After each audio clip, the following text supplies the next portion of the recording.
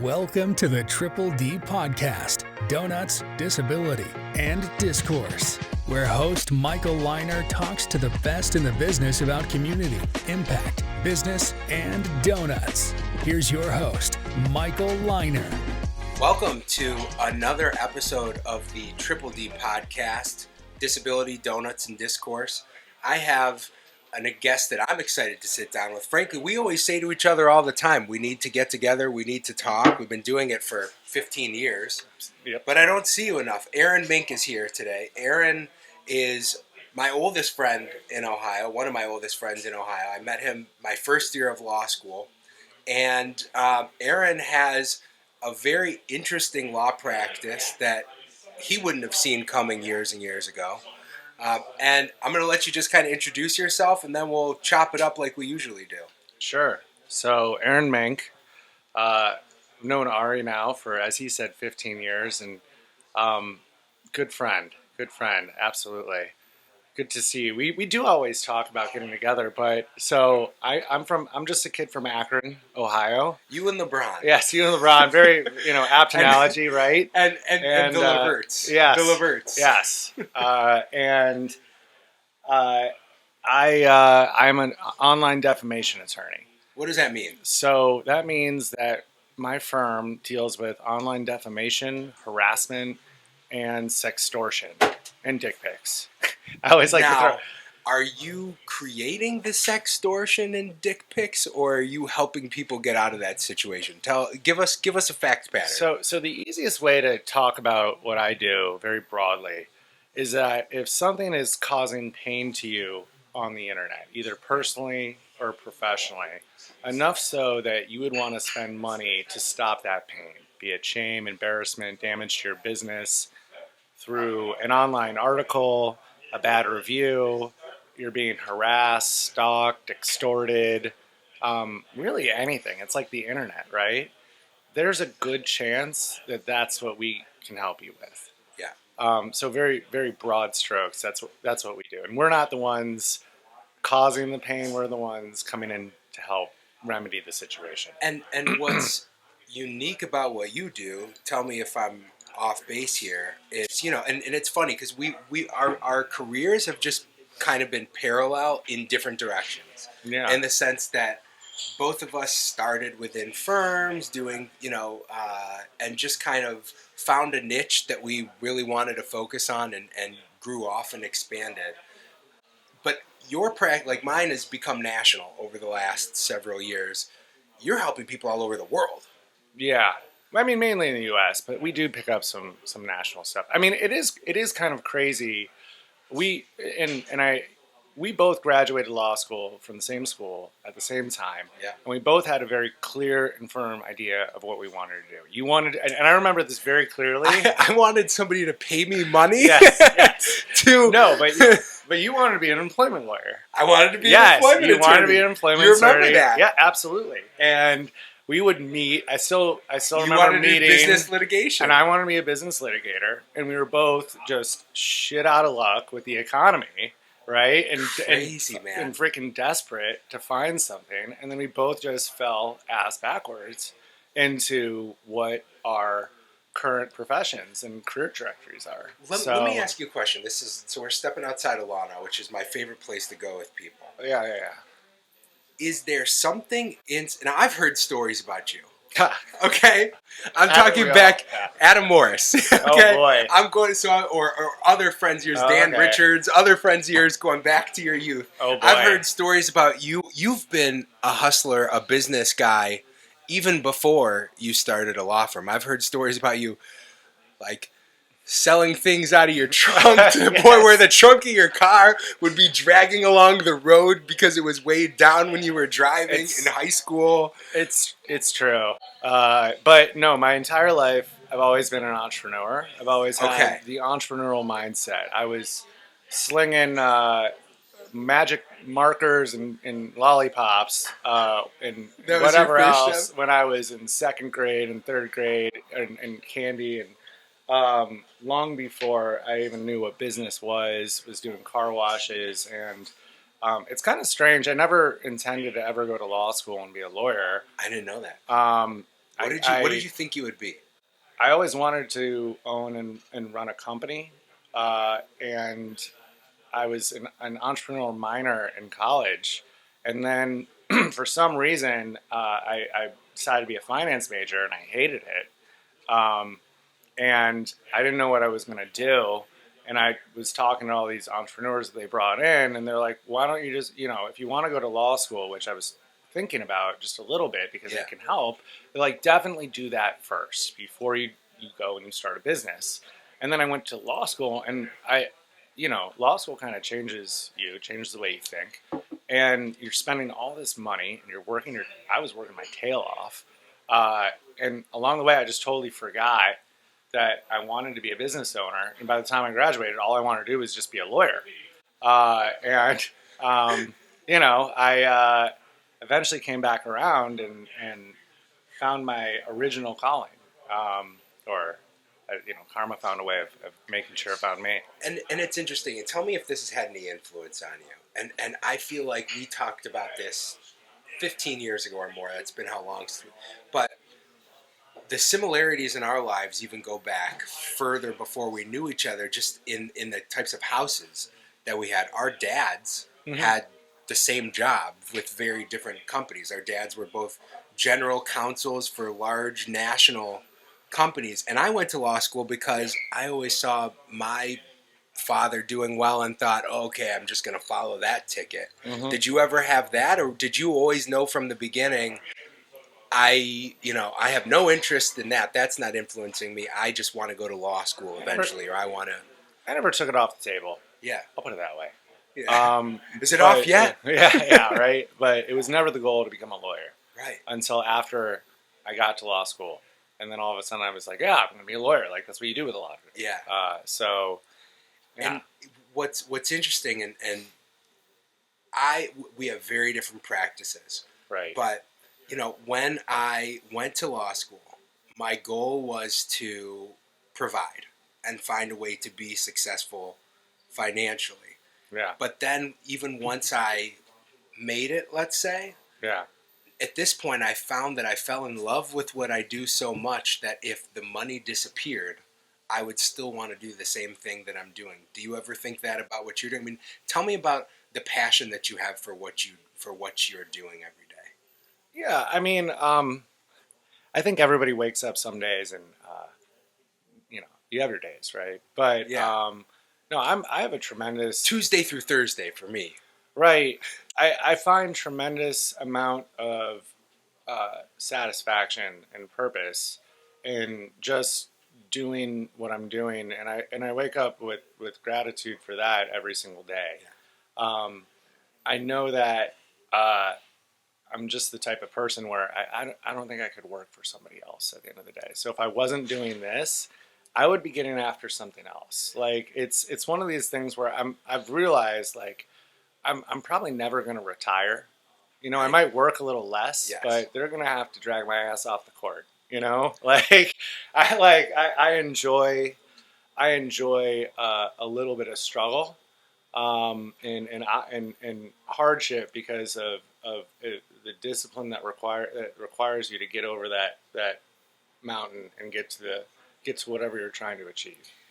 Did you have to have your own business before you realized that it wouldn't work for you to be employed by someone else, or were you discovering that as you were trying different things they went along? I think I discovered it because no one wanted to hire me. Then the moment I finally took the leap, and I mean, I say that kind of as a joke. I don't think it was intentional. I had a lot of people, I had a lot of situations where I think I was very employable. I graduated at a very unfortunate time, as you did. I think we both would have gotten jobs in a different market, but I don't think I would have ultimately been happy.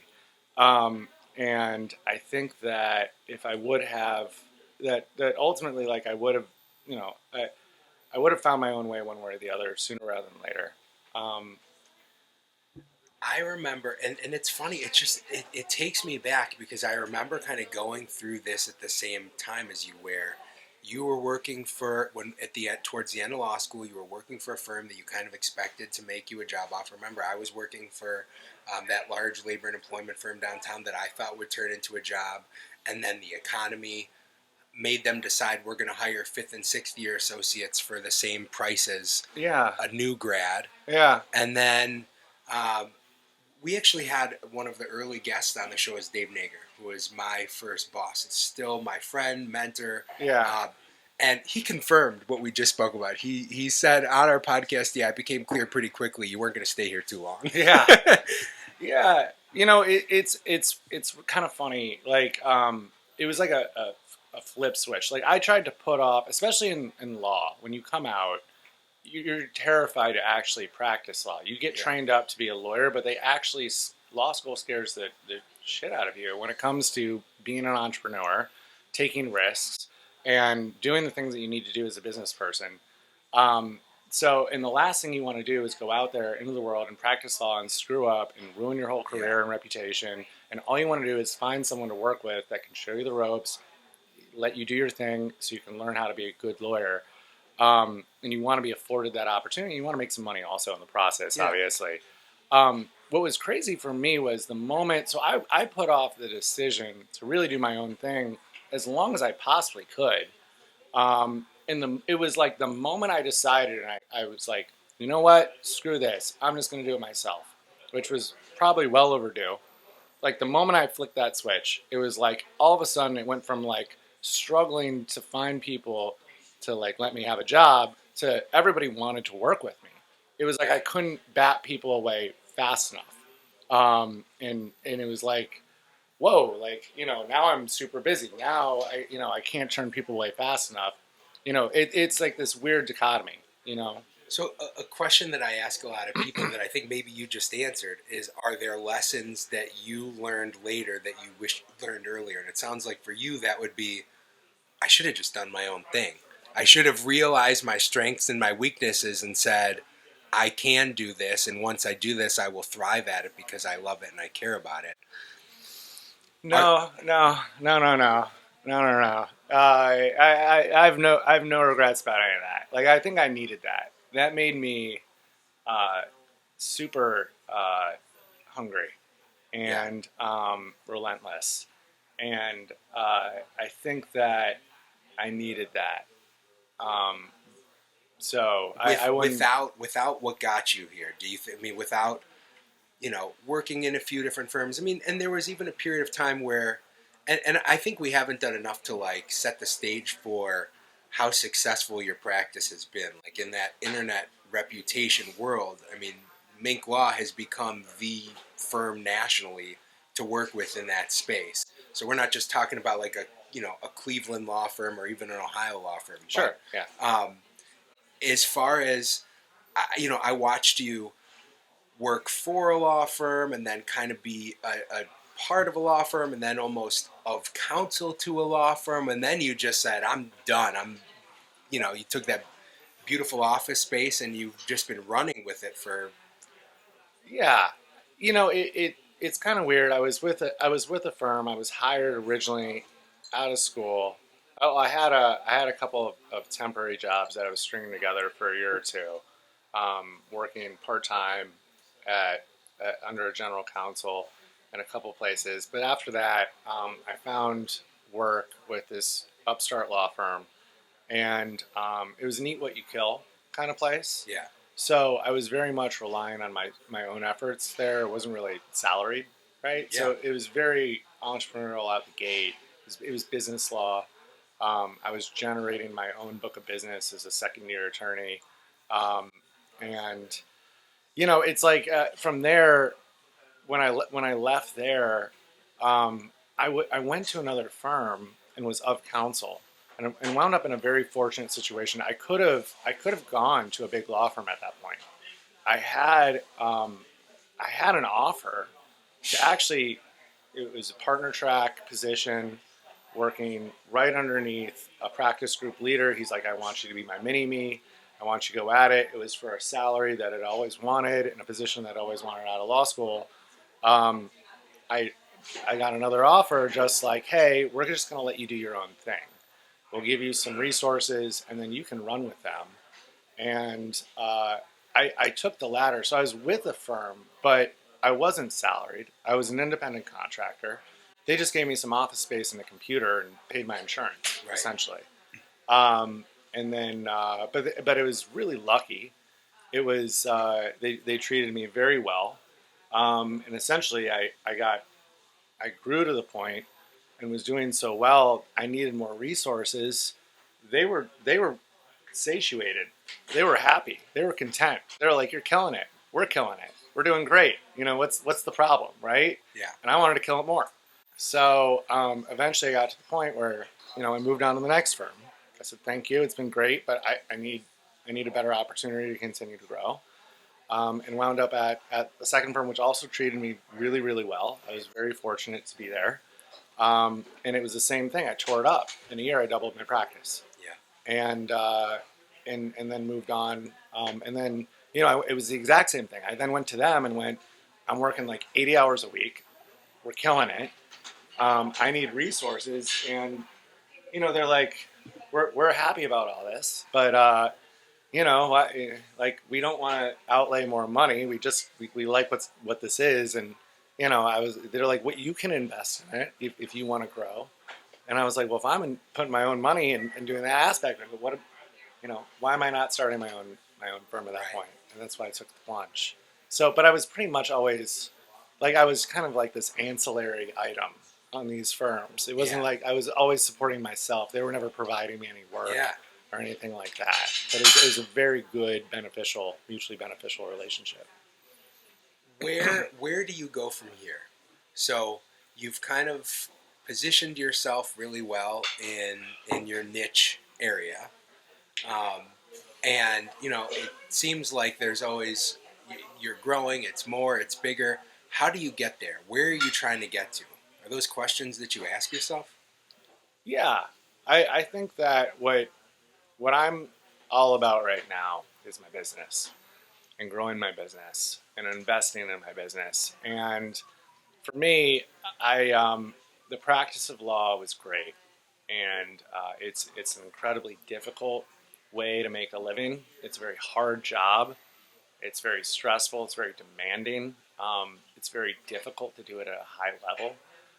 But there's also a tremendous amount of purpose tied to it, and the fulfillment that you get from helping clients and dealing with clients, and interacting, especially with the stuff that we deal with, where people have some of the most intimate, private, embarrassing aspects of their lives, or damaging things online, that when you get those items resolved, I mean, we've had people cry on the phone. It's tremendously gratifying. But, when I've done the switch and I moved over and started my own business, I thought it was going to be relatively easy. I'd done really, really well the 4 or 5 years before, literally doubled my practice almost every single year. And things did swimmingly well for a couple of years, but I've learned that you hit plateaus, and scaling is really, really freaking hard, and leading a group of people, I mean large groups of people, and being a leader is far more difficult than the practice of law, and being an entrepreneur in ways that I never even understood or comprehended. And that, when you're an entrepreneur, you can go running at things and just fix them and do them and grab them by the horns and get them done. That's not leadership. No, when you're responsible for a business, and you have to be a good steward and develop a culture and everything that goes along with it, it's really hard. And I don't think I was ever trained or educated on how to do that, even in business school. I was more trained on just, marketing concepts and ideas, and it's been very, very challenging, and that's something I'm digging into. And I'm working on every single day to master and get better at, and working for my team to get better at, so I can better support them. Because I realized now more than ever, it's no longer about me. I can't. It is. I'm accountable for everything. It all comes back to me, but at the same time, it all depends on how well I can support everybody else and set them up for success. So, talk about that, because I want to know what that means, and I can envision. But so investing in the growth of the people in your organization, at the end of the day, it's under your umbrella. So the more everybody else around you grows, the more you grow. But how do you do that? Is it about providing them better resources to do their jobs? Is it education and training? Where do you look to? Well, I do. You have to establish a culture that can where people can thrive and they can do their best. You have to let people. You have to establish the ground rules, essentially, and set out the vision, and do the things that um, allow an organization and a team to thrive and interact well. And it's not one thing; it's like everything, right? Um, and for me, and it's different for every business too, because every business is different, and every business needs different things to do their best and Yeah. thrive and be successful. So Are there common ingredients that you find that when you think, okay, these three things are why our culture works, why people stay here, why people want to grow here and help um, the business succeed? What are the big things that you've done or implemented that you've noticed have really paid off? I think it's a lot of things, but being intentional about creating a culture, whatever that culture is, you have to be intentional about it, and you have to continue to work at it. We've done a lot better over the past year, even just working really hard to establish what our culture is and Yeah. improve upon it. And you can see the results, and you can feel it really at the end of the day, because you just see people's attitudes, you see the enthusiasm, you see the engagement when you're doing it right versus when you're not. Some of the things that we've done in our business to, I always stress a lot of transparency. I'm very big on transparency. Um, Not to the point where it's a distraction. I've learned that the hard way, because but also we share all of our numbers. We're just very open about everything to establish a lot of trust. We do that internally. We do that externally.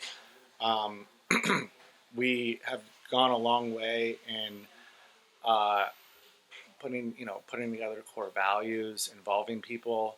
But really, I think what's most important has been establishing a culture of accountability. Yeah. People, especially A players, really thrive with high standards, and making sure that you set those standards and you communicate them well and you let people know what they are, and then holding people accountable to reaching those standards, regardless of how painful it is for them or you, when things aren't going as planned. I think has been one of the more challenging things, but one of the more things that has been beneficial that we continue to kind of work on. How much of your time in a week, or whatever, a better reference is, do you spend coaching your people as opposed to I'm reviewing cases or working on cases? I don't spend a lot of time coaching people. Um, I don't spend any time really practicing law. I have one case that I'm working on more as just a favor for some lawyers. It's a really interesting case. Okay. Yeah, I can tell you about it later. But my day, so I spend most of my time doing marketing. I'm working a lot on operations right now, to establish what our standards and processes are, which I think people have put off for a very long time. Yeah. So we're working from the ground up on that. And the other thing I'm doing is working on new ideas and new products and services. We're launching a new subscription service called Minc, which is the total So like Uber? Yeah, Uber. It's like total digital peace of mind Okay. for the internet, in terms of different areas of your life online, like protecting your cybersecurity, protecting your. It's like an alarm for the internet. Got it. When you launch a product like this, and I'm just curious how all the steps that go into that. I mean, do you need to seek outside? When I say counsel, I don't mean lawyers. I just mean advice from other people and even financing from outside to get something that that's a big endeavor launched. I talk to my customers and I listen to them, and Mm-hmm. I know intuitively what they want and what they need and the Yeah. solutions that they're asking for. And this is something that for the last 5 to 10 years they've been telling me one way or another that they want. So I'm going to try and give it to them, and it's not something that exists currently. So it's not an easy thing to put together. And I wish I had a lot of resources to do it, but I'm bootstrapping it. Yeah. So it's not hard. It's not easy. You know what? I think that what both of our stories, even of our law practice, tells is even though it might take a little longer and you might fall down a few times, you Yeah. can bootstrap a business and make it thrive. Yeah, and that's the part of my job that I love the most, Yeah. more than anything, is creating something new, Yeah. putting something out there, and then building on it. So I'm really excited about that aspect, but it's hard and it's slow work, and I don't have all my time to devote for it. But I've got a good team who's committed to helping me with it now, and we already started it. We have a very basic monitoring service that we provide. We've got over 200 subscribers to it, and it's but it's I would caution to say it's not very good. It can be improved by 10x, and I see a vision for it that isn't there yet, that we need to build upon and just improve it immensely. So that's kind of the goal. Right. Yeah. When did you stop practicing law? Is that recent? When did you get yourself down to like one case? Probably 2 years, maybe a year or two after I started the firm back in 2018. Maybe in the middle of 2018, I decided I was going to devote more time to, leadership work and things of that. I just I didn't have the time to be able to handle everything, grow a business. So I was just like, you know what? I'm not going to take on a single new case or a single new client. I just don't need to do that. And then it took years, but Okay, because that's what Yeah. I wanted to know. I mean, was it like a gradual decrease, or you just said starting tomorrow, here's my tasks, you're doing them, and I'm going to focus on the business? you establish such personal relationships with clients. It's hard to pass over something. Yeah. You have confidence that it's going to be handled at the same standard, and the personal relationship is really between the lawyer and the client is really something that it's hard to just give it over to somebody else. Yeah. As I said, it's very fulfilling to do the work. I didn't want to do that to my clients, but most of the matters, they run their course and what we handle in 3 to 6 months. So I'd say that 2/3 were done in 6 months, and then 90% were done within a year and a half. And then I had 1 or 2 cases that just stuck around for like 3 or 4 years and never ended type Yeah. thing. And then I did pick up one recently, just more as a favor to some other lawyers in town. So So I'm going to ask you for some advice here. Sure. Put your thinking cap on. Tell me if I need my Minc card. But I actually, so I've been on that same trajectory for years too, and part of that's just the natural growth of our business where, I was doing a lot of stuff that I shouldn't be doing as a lawyer when there was 3 people in my office. Now there's 30 or more people in the office. Yeah. So it's just a different structure, and I've delegated away the generic, the general functions of most lawyering. At least what I do as a lawyer is very, very limited now. It doesn't take me that much time. Yeah. But now my plan is to pull off the rest of the Band-Aid. I just told Katie about this right before you walked in. Yeah. And be done lawyering altogether, replace even, the tasks that I'm doing and delegate those to other people, hire more attorneys. And I want to become a social media influencer. Go for it. But how do I do it? Where would you start? Just, So we're already on, the platforms. We've got a podcast. We've got, YouTube videos with lots of views. But you've done a great job with this. I mean, I remember, during the pandemic, some of your TikTok videos had a few million views on them. You know what's crazy? I only went on TikTok for 100 days. And I picked up like 20,000, 18,000 followers or something like that. Yeah. It did okay. That's pretty cool. It's nothing that crazy, but that's something I wish I want to do more of. I just don't have time because I throw myself at things. But just do it. You know, you're just with it, like with this podcast, right? Like you got to commit to it for an extended period of time, but not in a way where you're going to burn yourself out, right? I remember I came to you like, I don't know, 4 or 6 months ago. We were having dinner. Yeah. And I saw you there and I was like, I'm going to start a podcast. And you go, why? And I was like, I don't know, because it seems like something to do. Yeah. And you know what? It's just, but I think that what the advice that you just gave is like, that's kind of what I've always done over time is like, Yeah. I don't know what's going to work, but I'm willing to be patient and stick it out and see if it does work. Well, have a strategy plan of it. Like, don't just throw yourself at it. I mean, look, there's different types of people. There are people who are just, they're ready to go, you know, they'll just run at it and they'll figure it out as they go and whatever.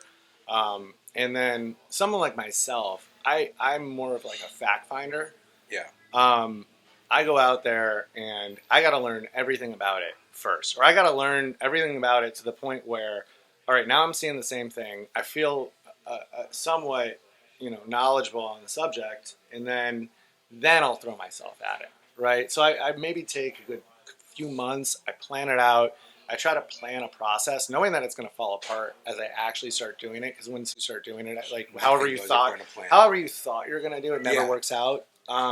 But see, and I guess, and this is where we differ. And I love like hearing the dichotomies and how we go about things. Yeah. So like, you would think for me to say, you know what, I'm just going to stop being a lawyer and become a social media influencer. I don't have Facebook. I just signed up for Instagram 2 days ago. Yeah. I had TikTok. I deleted it. I'll probably get it back. You do well on TikTok, man. You gotta get on the TikTok. Maybe I'll become a TikToker. You will. It's not hard to, like, honestly, like, things go viral. I was talking to a lawyer the other day. They videotaped people coming to the office off the elevator and, like, when they were coming in at what time. And that was the whole video. And it showed, like, every person, the doors opening. Oh, it's so-and-so, 8 minutes early. Like, you know, 2 million views. Right? But like, that's brilliant. Yeah. That's brilliant. Yeah. Like, it's honestly, it's actually not that hard if you figure it out to go viral on TikTok. What's crazy is that it's not that big of a deal. Once it happens, you realize how inconsequential it is to your life. Sure. But it's like the algorithm figures it out for you. It's a great little app. Yeah. You would do really well. I'm not lying. You really should try it. I'm trying to build a posse. That's really my goal here. I just want a posse of people that sit there waiting for my next video. What I would just say is I think the operational aspect of it is way more like important to get down than anything else. So you don't just do it, but you do it consistently. Yeah. And you follow a process, and it's like it's just a machine. It will just hum. You gotta do your thing. You got a set formula for how you're doing it. Maybe you throw in some experimentation, but if it's relying on pure effort and just then you know you could it's a much higher probability that's not going to work out. And I mean you said the key word, which is consistency. Yeah. And I think that's why I just need to make the decision of I am done worrying about this deadline that I have for a specific case. We have excellent people in our office, and I can find excellent people who are just as passionate about it and can implement my ideas and my theories about how a case should be built as I can. Yeah. So why do I need to be the one pulling the trigger? But now everything that we do marketing-wise gets built into my calendar instead of that should be what we're building around. We'll figure out something to do, but you know, it's the entrepreneurial dilemma, right? Yeah. Like every entrepreneur, the thing that is limiting their growth is themselves 100% of the time.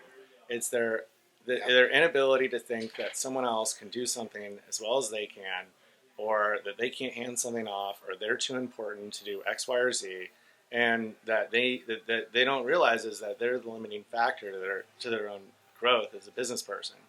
And the sooner that they can get out of their own way and train someone to do exactly what they do, which they can do it. They're not special, regardless of what you think. You know, but at the same time too, you don't have to do that either. Like I talk to other business lawyers, and I've other lawyers who own law firms all the time. And one of the things that like I made a decision as to what I wanted to do and where I wanted to focus my time. But if you really enjoy practicing law, and that's what you want to do, and you want to keep doing it, and that's where your best time or what you enjoy doing, then by all means continue to do that. Just delegate away all the other functions that need to be done so your business can thrive and succeed. Put someone in that leadership role who can run the firm. Put someone in the other aspects that they can get that done. And that's, you know what, and you're the boss and you're the owner, you can do that, and that's great.